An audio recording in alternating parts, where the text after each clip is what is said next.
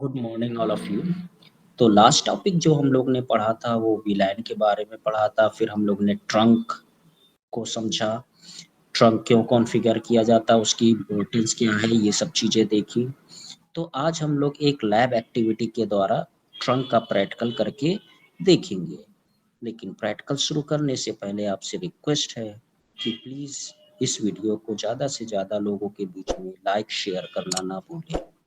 ठीक है, तो चलिए जल्दी से हम लोग एक लैब एक्टिविटी करके देख लेते हैं। तो यहाँ पर स्विच लगा लेते हैं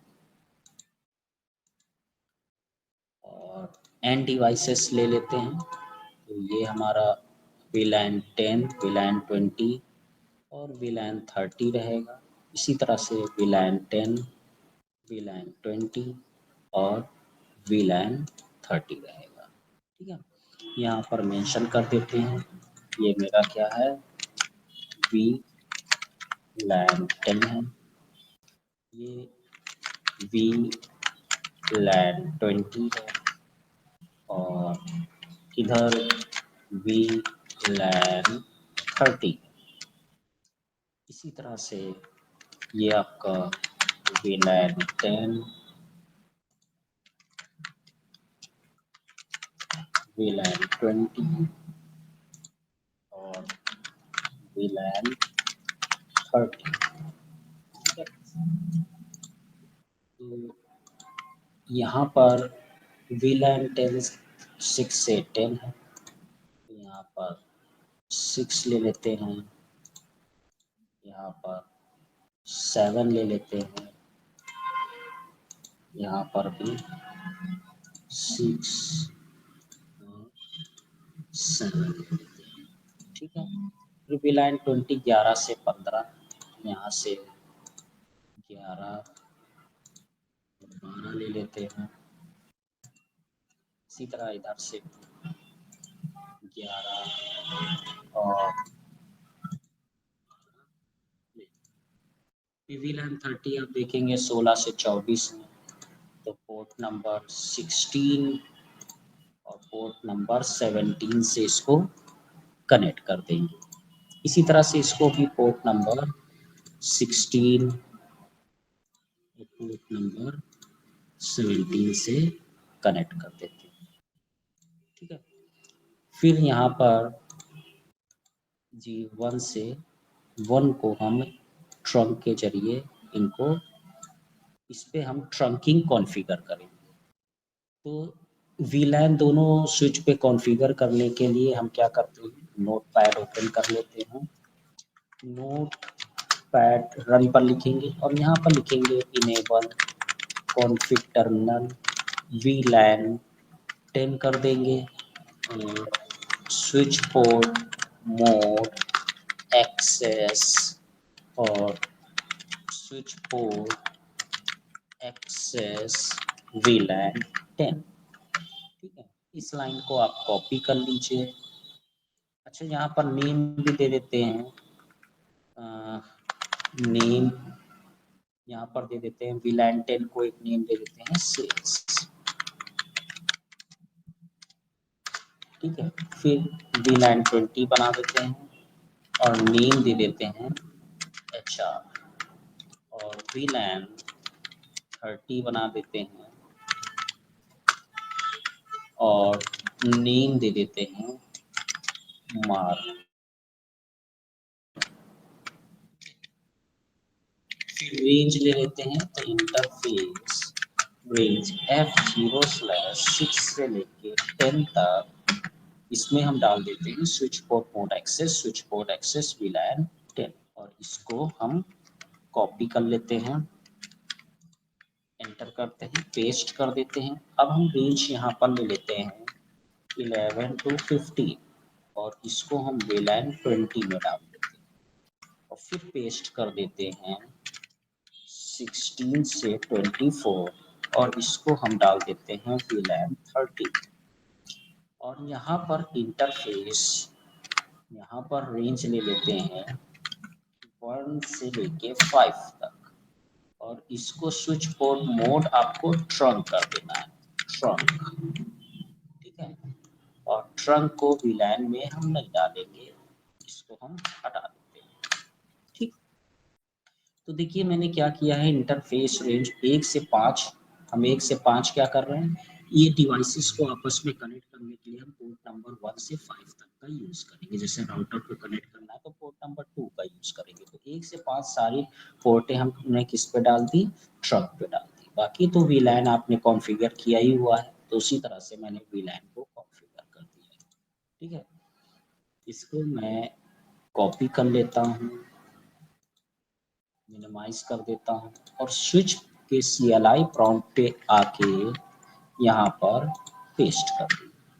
ठीक है, इसी तरह से इसके स्विच के CLI प्रॉम्प्ट पे आ जाएंगे और यहाँ पर भी हम पेस्ट कर देंगे। ठीक, कंट्रोल चेक करते हैं और शो VLAN इंटरफेस या ब्रीफ कमांड चला दीजिए, शो VLAN ब्रीफ। तो आप देखेंगे कि VLAN भी क्रिएट हो गए हैं और पोर्ट भी उसी के अकॉर्डिंग असाइन हो गए। तो अब मैं क्या करता हूँ, VLAN के अकॉर्डिंग जो यहाँ पर नेटवर्क मेंशन किए गए हैं, उन नेटवर्क के अकॉर्डिंग IP कॉन्फ़िगर कर देता हूँ। तो यहाँ पर देखिए डेस्कटॉप पे चले जाएंगे। VLAN 10 के लिए मैं जो नेटवर्क यूज़ कर रहा हूँ 0 का, तो 192.168.0.1 ले लेते हैं। ठीक है, और 0.254 मैं गेटवे में अभी जब इंटर VLAN राउटिंग कॉन्फ़िगर करूँगा तो मैं वहाँ पर 0.254 की IP को यूज़ करूँगा। ठीक है, तो 0.1 और यहाँ पर दे देंगे 192.168.0.2 और ये 192.168.0.254। इसी तरह से 192.168.0.3 और गेटवे 192.168.0.254। इसी तरह से 192.168.0.4 और 192.168.0.254। ठीक है, तो मैं एक VLAN का आपको करके दिखा, बाकी के VLAN का। अब देखिए मुझे यहाँ पर मल्टीपल वायर्स कनेक्ट नहीं करने पड़ रहे हैं ट्रंक के लिए, डिफरेंट VLAN से कम्युनिकेट कराने के लिए। तो मैं यहाँ पर अगर पिंग करूँ, पिंग 192.168.0.3, तो अभी देखिए ये आपका कम्युनिकेशन हो रहा है। ठीक है, इसी तरह से यहाँ पर आपको क्या करना है, जो VLAN 20 है उसके लिए जो नेटवर्क है 1 का नेटवर्क यूज हो रहा है, तो 192.168.1.1 दे देते हैं और जो गेटवे रहेगा 192.168.1.254 ले लेते हैं। ठीक, क्लोज कर देते हैं। इसी तरह से 1.2 कर देते हैं 192.168.1.2 और गेटवे जो रहेगा वो 192.168.1.254 ले लेते हैं। ठीक है, इसी तरह से इधर इस तरफ आ जाते हैं 192.168.1.3 दे देते हैं और जो गेटवे रहेगा वो 192.168.1.254 हो जाएगा। ठीक है, और यहाँ पर 1.4 IP को कॉन्फ़िगर कर देते हैं। ठीक है, और गेटवे हमारा 192.168.1.254 रहेगा। ठीक, अब बात आती है VLAN 30 की।